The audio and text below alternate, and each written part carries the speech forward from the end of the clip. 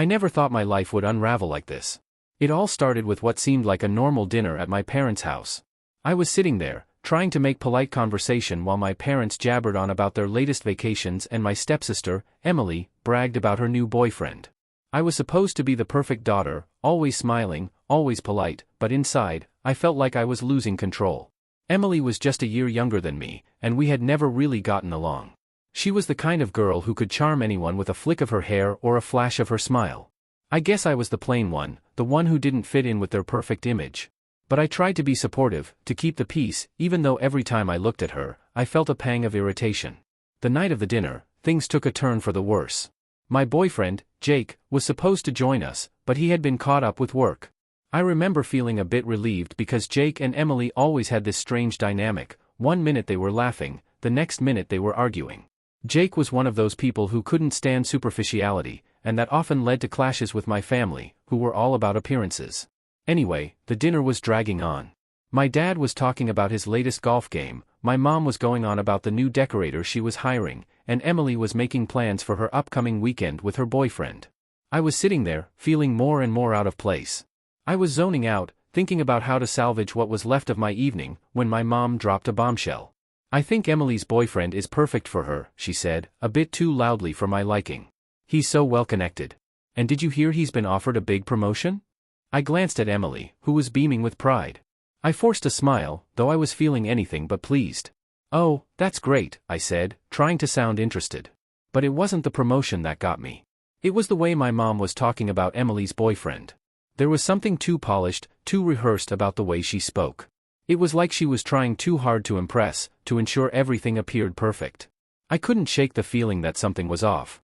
The next few days were a whirlwind of emotions.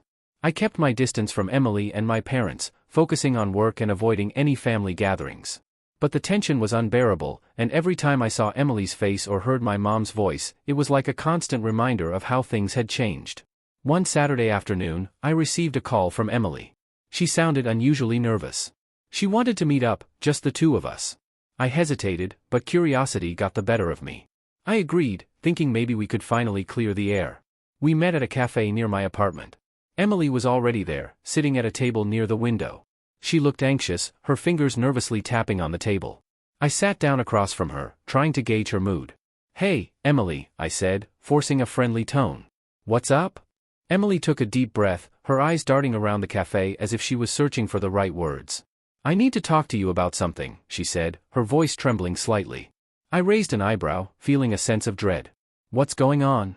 Emily hesitated before speaking. "It's about Jake." She stopped, biting her lip. I leaned in, my curiosity piqued. "What about Jake?" Emily looked down at her hands, then back at me. "I know this is going to sound weird, but I think he's been acting distant lately. I don't know why. I've tried talking to him, but he's always busy or distracted." My heart skipped a beat. I had noticed Jake being a bit off lately, but I hadn't thought much of it. "And what does that have to do with me?" Emily took another deep breath. "I don't know how to say this, but I think he might be seeing someone else." I was taken aback. "What? Are you sure?" Emily nodded, looking more distressed by the second. "I've seen some texts on his phone, and they're not from anyone I recognize. I just don't know what to do." I was silent for a moment, trying to process what Emily was saying. The idea of Jake being unfaithful was almost too much to bear. "Why are you telling me this?" Emily looked at me, her eyes filled with desperation. "I need your help. I don't know who else to turn to. I thought if anyone could help me figure out what's going on, it would be you." After Emily's confession, I was torn. On one hand, I wanted to believe that Jake was still the man I thought I knew. On the other, Emily's sincerity was hard to ignore. I agreed to help her, but I had a sinking feeling that things were about to get even more complicated. I started by keeping a closer eye on Jake's behavior. I paid more attention to his phone calls, his texts, and his general demeanor. To my surprise, I did notice a few suspicious things: a lot of late-night phone calls, unexplained absences, and a noticeable distance between us. One evening, I decided to confront Jake directly. We were having dinner at home, and the tension was palpable. I watched him carefully, waiting for the right moment. "Jake, is there something going on?" I asked, trying to sound casual but failing miserably. Jake looked up, his expression unreadable. "What do you mean?" I took a deep breath. "Emily mentioned she's been having some issues with you. She thinks you might be seeing someone else." Jake's face turned pale, and for a split second, I saw a flicker of something in his eyes. Guilt, maybe? Emily's been going through a lot lately, he said, trying to deflect. She's probably just overreacting. I wasn't convinced. I've noticed some things too, Jake. It's hard to ignore them. Jake sighed and looked away. I don't know what to say. Maybe we should talk about this another time. The conversation ended there, with neither of us feeling any better. I couldn't shake the feeling that Jake was hiding something. It was clear that whatever was going on was much deeper than a simple misunderstanding. The days following that conversation were tense. I continued to keep an eye on Jake, and Emily's anxiety only seemed to increase. She was constantly calling and texting me, asking if I had any new information.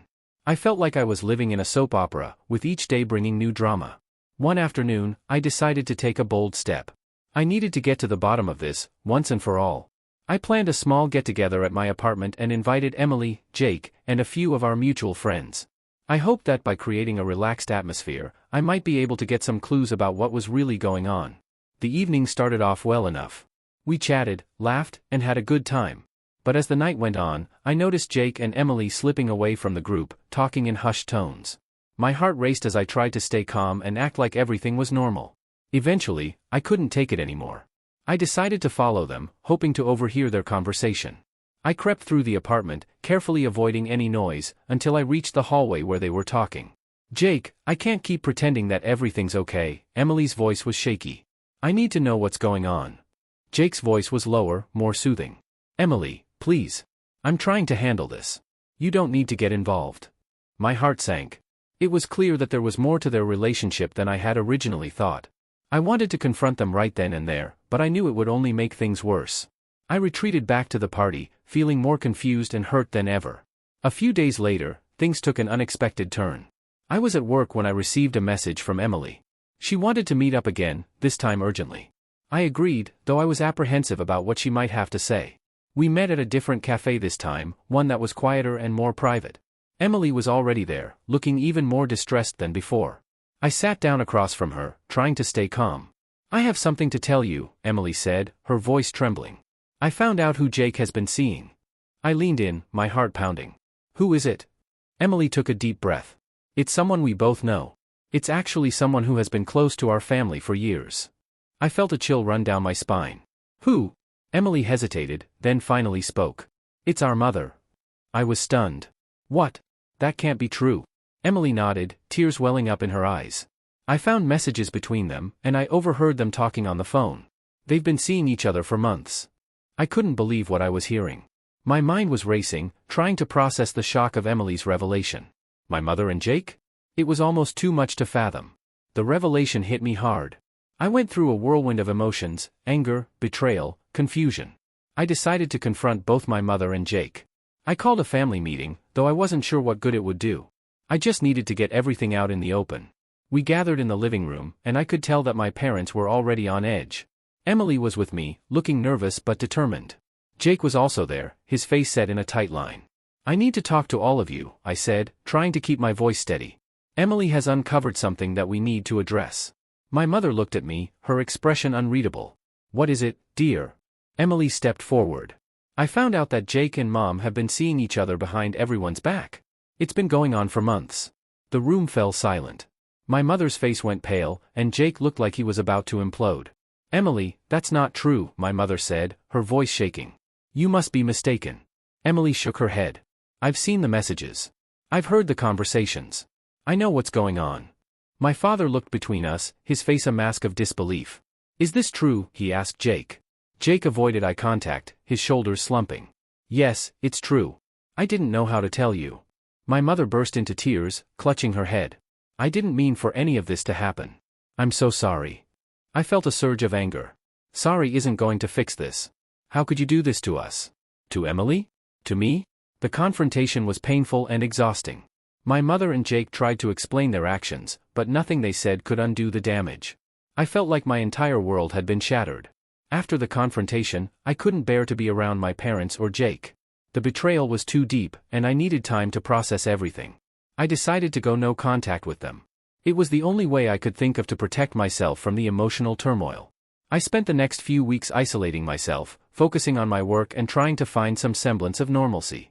Emily was also taking time to deal with the situation, and we leaned on each other for support.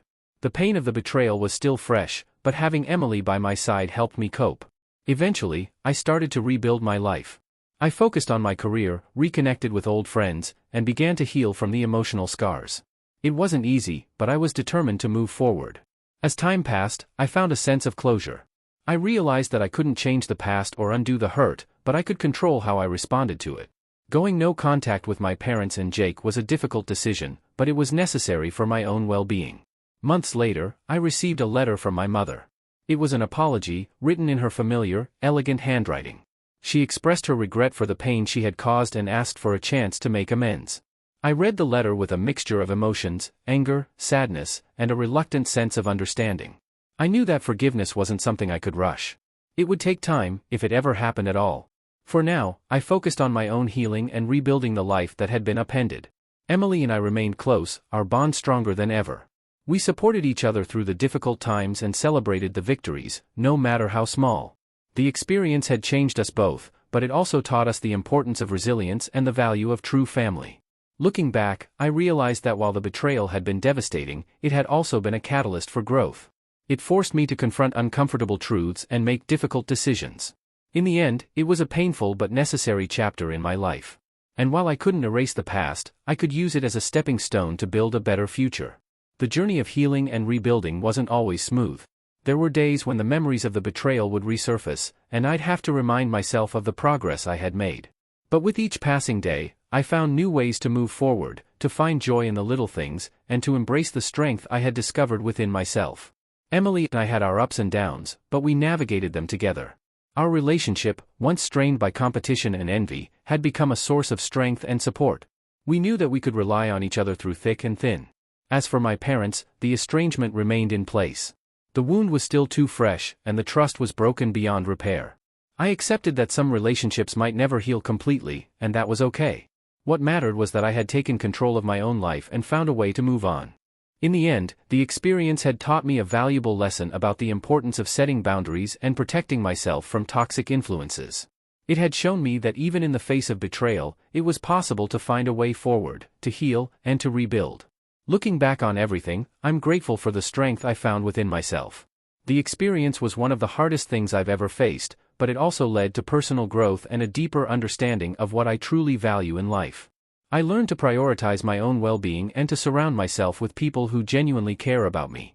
The journey wasn't easy, but it was worth it.